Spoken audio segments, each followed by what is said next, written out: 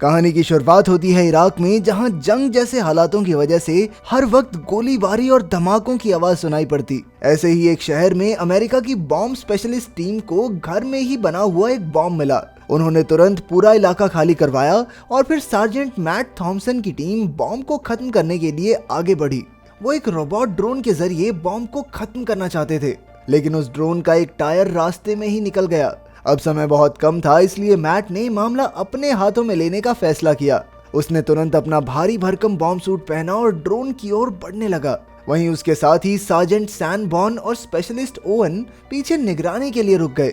फिर मैट ने ड्रोन का टायर फिट किया और बॉम्ब उठाकर उसमें रख दिया ताकि ड्रोन उसे खुद ही नष्ट कर दे। पर जैसे ही वो वापस आने लगा, तभी ओवन ने देखा कि पास की ही एक दुकान में एक आदमी फोन का इस्तेमाल कर रहा था। वो बिना कुछ सोचे समझे उस आदमी की तरफ भागा और फोन फेंकने के लिए चिल्लाने लगा, लेकिन उस आदमी ने तेजी से एक नंबर मिलाया और अचानक बॉम्ब में जबरदस्त धमाका हो गया। इसी दौरान मैट की मौके पर ही मौत हो गई। अपने साथी की दर्दनाक मौत के बाद सैनबॉर्न ने भारी मन से मैट का सारा सामान इकट्ठा किया और उसके घर वापस भेज दिया। इसके बाद जब वो फौज के अड्डे पर लौटा तो उसकी मुलाकात अपने नए लीडर जेम्स से हुई। उस वक्त जेम्स कमरे की खिड़कियों से प्लाई उतार रहा था। सैनबॉर्न ने उसे ऐसा करने से रोकना चाहा क्योंकि वहां अक्सर हमले होते रहते थे, लेकिन जेम्स कहने लगा, भाई अगर हमला हुआ ना तो एक बॉम्ब में ये छत भी गिर जाएगी, प्लाई से कुछ नहीं होता। फिर अगले दिन उनकी टीम को एक सड़क पर बॉम्ब मिलने की खबर मिली और वो तुरंत वहां पहुंचे। इसके बाद जेम्स ने अपना बॉम्ब सूट पहना और अकेला ही बॉम्ब को डिफ्यूज करने निकल पड़ा। मोहल्ले के सारे लोग बड़ी दिलचस्पी से उसे देखने लगे। तभी जेम्स ने वहां एक स्मोक बॉम्ब फेंक दिया ताकि कोई उसका ध्यान न भटका सके, लेकिन इस वजह से वो अपनी टीम की आंखों से बिल्कुल ओझल हो गया। इसके बाद जब वो आगे बढ़ा तो उसे कचरे के नीचे एक बॉम्ब दबा हुआ मिला और उसने आसानी से उसे डिफ्यूज भी कर दिया। उसे लगा कि काम खत्म हो गया है, लेकिन जल्द ही उसकी नजर एक और तार पर पड़ी, जिसे बाहर निकालते ही उसके होश उड़ गए, क्योंकि वहां एक नहीं बल्कि 6 बॉम्ब्स एक साथ छिपाए गए थे। लेकिन उसने बिना किसी खौफ के 6 के 6 बॉम्ब्स की तारें काट डाली। वहीं जब एक जासूस ने छत से जेम्स को ये सब करते देखा तो वो तुरंत सीढ़ियों से उतरकर भाग निकला। आखिरकार जब जेम्स वापस टीम के पास पहुंचा तो सबने उसकी बहादुरी की तारीफ की, लेकिन सैनफोर्ड ने कहा कि उसे बाकी टीम को भी खबर करते रहना चाहिए, क्योंकि ये उसका अकेले का मिशन नहीं था। लेकिन जेम्स ने उसकी बात अनसुनी कर दी। फिर अगले दिन जेम्स फौजी अड्डे पर घूम रहा था तो बेकहम नाम का एक बच्चा उससे डीवीडी खरीदने को कहने लगा। उसके बार बार कहने पर आखिरकार जेम्स ने उसके मालिक से एक डीवीडी खरीद ली। इसके बाद उनकी टीम को फिर से एक बॉम्ब नष्ट करने के मिशन पर भेजा गया। इस बार ये बॉम्ब यूनाइटेड नेशंस की बिल्डिंग के बाहर खड़ी एक गाड़ी में था। उन्होंने तुरंत बिल्डिंग खाली करवाई और फिर जेम्स बॉम्ब सूट पहनकर गाड़ी की ओर बढ़ने लगा, लेकिन अचानक पास की एक बिल्डिंग से एक आदमी ने गाड़ी पर गोली चला दी और वहां से भाग निकला। पर फौजियों ने कुछ ही पलों में उसे दर दबोचा। इधर जेम्स ने फायर एक्सटिंग्विशर से गाड़ी की आग बुझाई और उधर ओवन और सैनफोर्ड अपनी जगह पर तैनात हो गए। फिर जब जेम्स ने गाड़ी का ट्रंक खोला तो उसे दोबारा वैसे ही जुड़े हुए बॉम्ब्स मिले जैसे उसने पहले डिफ्यूज किए थे। पर कुछ ही पलों में उसने अपना बॉम्ब सूट ही उतार दिया, क्योंकि उसे लगता था कि मुंह के पास बॉम्ब फटेगा तो क्या घंटा बजाएगा ये। गाड़ी में मौजूद बॉम्ब्स पूरे इलाके को तबाह करने की ताकत रखते थे, लेकिन जेम्स नंगे हाथों से ही उन्हें डिफ्यूज करने में जुट गया। फिर वो गाड़ी में उस डिवाइस को ढूंढने लगा जिसके जरिए बॉम्ब में धमाका किया जाता है। तभी सैनफोर्ड ने हेडसेट के जरिए उससे बात करने की कोशिश की, पर जेम्स ने तो अपना हेडसेट ही बाहर फेंक दिया, क्योंकि इससे उसका ध्यान भटक रहा था। दूसरी ओर एक ऊंची मीनार से एक आदमी चुपके से ये सब रिकॉर्ड करने में लगा था।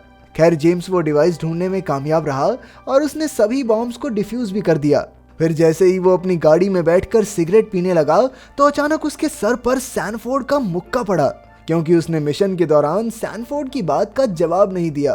खैर बाद में कर्नल रीड वहां आया और उसने जेम्स की काफी तारीफ की, क्योंकि आज का मिशन पूरा करके उसने न जाने कितने लोगों की जान बचाई थी। जब कर्नल ने पूछा कि उसने आज तक कितने बॉम्ब्स डिफ्यूज किए थे तो जेम्स ने बताया कि वो आज तक पूरे 883 बॉम्ब्स डिफ्यूज कर चुका है। फिर अगले दिन उनकी टीम जब्त किए हुए बॉम्ब्स को धमाके से उड़ाने के लिए रेगिस्तान में पहुंची। इसके बाद पूरी टीम गाड़ी में बैठकर वापस शहर की ओर चल पड़ी, लेकिन 2 गाड़ियों ने उनका रास्ता रोक लिया, जिनमें बैठे लोगों के पास कई हथियार थे। तभी सैनफोर्ड ने नीचे उतरकर उन्हें हथियार डालने को कहा और उन लोगों ने वैसा ही किया। तभी उनमें से एक ने कहा कि वो एक ब्रिटिश कमांडो है और उसकी गाड़ी का टायर पंचर हो गया है। अब बॉम्ब टीम ने उनकी मदद करने का फैसला किया, लेकिन कुछ ही पलों में उन पर गोलीबारी शुरू हो गई, जिससे वहां भगदड़ मच गई। जल्द ही गोलीबारी में एक ब्रिटिश फौजी की मौत हो गई और तब ब्रिटिश कमांडो ने एक पत्थर पर लेटकर बंदूक संभाली। उसने दूर से ही एक झोंपड़ी में बैठे दुश्मन पर वार करना शुरू किया, लेकिन जल्द ही वो भी दुश्मन की गोली का शिकार होकर मारा गया।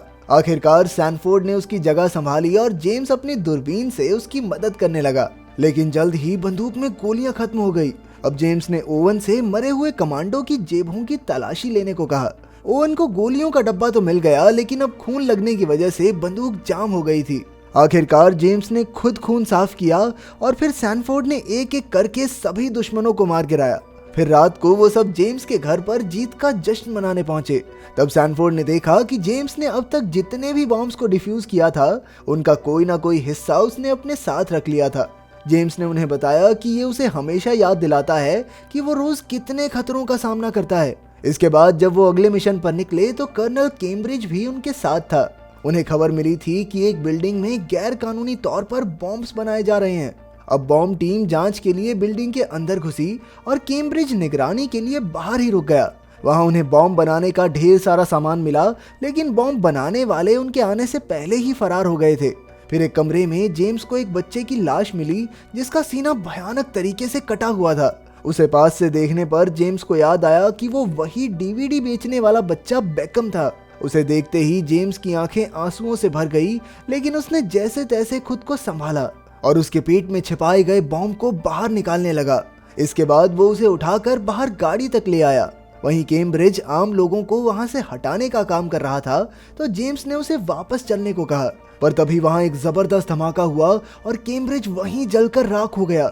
ये देखकर ओवन बिल्कुल हिम्मत हार गया और पागलों की तरह कैम्ब्रिज को ढूंढने लगा, पर जेम्स ने बड़ी मुश्किल से उसे शांत किया। फिर अगले दिन जेम्स उस आदमी के पास पहुंचा जिसके यहाँ बेकम काम करता था। उसने उससे बेकम के बारे में पूछा, लेकिन वो आदमी कहने लगा कि उसे तो अंग्रेजी समझ ही नहीं आती। लेकिन जेम्स को न जाने क्यों शक हो गया कि जरूर यही आदमी उनकी जानकारी दुश्मनों तक पहुंचा रहा है।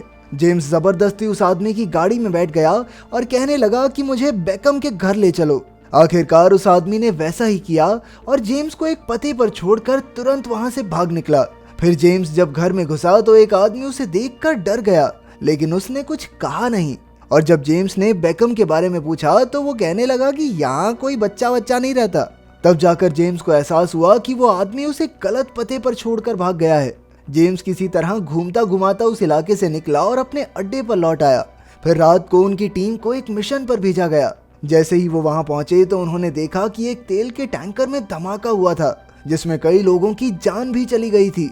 जब जेम्स ने इस इलाके की जांच की तो वो समझ गया कि ये किसी सुसाइड बॉम्बर का नहीं, बल्कि एक आदमी का काम है जिसने बाहर से इस धमाके को अंजाम दिया है।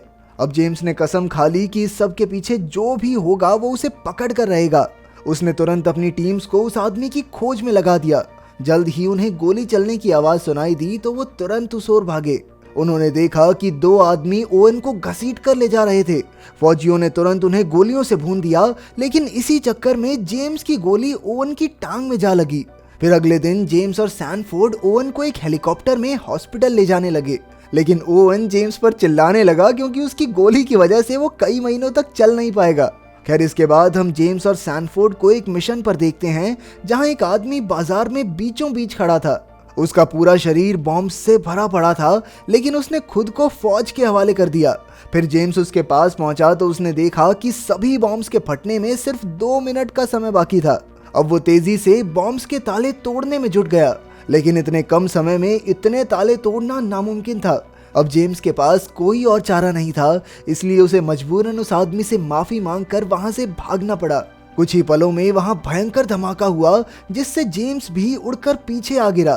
सैनफोर्ड तुरंत उसकी ओर भागा क्योंकि उसे लगा कि जेम्स भी मैट की तरह मारा गया, लेकिन खुशकिस्मती से जेम्स बच गया था। आखिरकार जब वो वापस लौट रहे थे तो सैनफोर्ड ने उसे अपने दिल का दर्द बताया। उसने कहा कि उसे हर पल इस बात का खौफ सताता है कि कहीं वो अपनी पत्नी और बच्चे के साथ जिंदगी जी ही ना पाए। लेकिन जेम्स ने उसे हिम्मत दी और कहा कि एक दिन उसका भी एक खुशहाल परिवार जरूर होगा। इसके बाद हम उसे एक नए मिशन पर जाते हुए देखते हैं, जहां उसने बड़ी बहादुरी से बॉम्ब्स को डिफ्यूज करके बहुत से लोगों की जान बचाई। अगर वीडियो पसंद आई तो लाइक कर देना, चैनल को सब्सक्राइब कर देना। मिलते हैं अगली वीडियो में।